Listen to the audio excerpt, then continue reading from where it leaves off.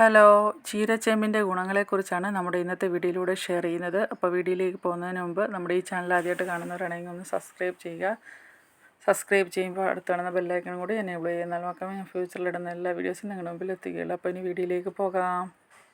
കണ്ടാൽ ചേമ്പ് പോലെ തോന്നുന്ന ചെടിയാണ് ചീരച്ചേമ്പ്. കണ്ടാൽ ചേമ്പിനെ പോലെ, എന്നാൽ കിഴങ്ങുണ്ടായിരിക്കുകയില്ല.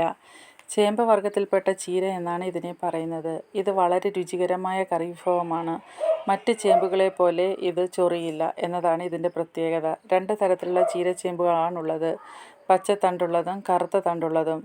വലിയ പരിചരണമൊന്നുമില്ലാതെ തന്നെ ഇത് തഴച്ചു വളരും. ഇതിൻ്റെ ഇലയും തണ്ടും പോഷകസമൃദ്ധമാണ്. ഒരിക്കൽ തൈ നട്ടാൽ കരുത്തോടെ വളർന്ന് ഒരുപാട് തൈകളുണ്ടാകും. കറിക്ക് തണ്ടും ഇലയും കിട്ടും. തറയിലും ഗ്രോ ബാഗിലും വളർത്താം. തറയിൽ വളർത്തിയാൽ പരന്ന് പന്തലിച്ചുണ്ടാകും. ചേമ്പിൻ്റെ അടിയിൽ കിളിർക്കുന്ന തൈകൾ വേരോടെ പറിച്ച് മാറ്റി നടാം. സാധാരണ ചേമ്പ് നടുന്നത് പോലെയാണ് ഇത് നടേണ്ടത്. അധികം മൂപ്പില്ലാത്ത ഇലകൾ തണ്ടോടുകൂടി ചുവട്ടിൽ നിന്ന് മുറിച്ചെടുത്ത് ഇലഭാഗം നല്ലപോലെ കഴുകി തണ്ടിൻ്റെ മുകളിലുള്ള പാട പോലെയുള്ള ഭാഗം നീക്കം ചെയ്ത് ചെറുതായിട്ട് അരിഞ്ഞ് കറി തയ്യാറാക്കാം. തോരനും കറിയും സ്വാദിഷ്ടമായ മറ്റ് വിഭവങ്ങളും ഉണ്ടാക്കാൻ കഴിയും.